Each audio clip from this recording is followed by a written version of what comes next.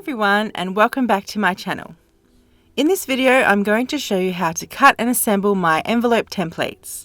If you're here for the assembly tutorial, you can skip past this part, but if you're using a Cricut, these are the steps you can take.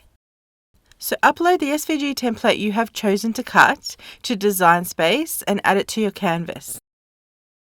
You will notice in the design files that there are two types of files. One has a dash score line and one doesn't have a dash score line.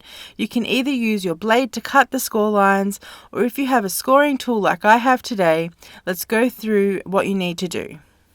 With the envelope and liner selected, right-click and ungroup. Now come up to the panel on the right-hand side and you will see a line without color. This is the score line for the envelope liner. Go to Operation and you will see that the color is red.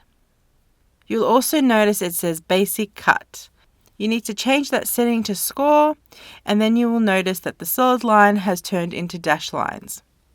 Do the exact same thing for the envelope template. The Cricut will now know where to cut and where to score. Now you can select the envelope and the score lines together and click on Attach. Do the same for the envelope liner. This will keep the cut and score lines together when cutting. Next, click on Make It. I am using lightweight paper for this project and all templates fit on 12 by 12 inch paper. I chose the medium cardstock setting and changed the score tool to a scoring stylus as that is what I am using.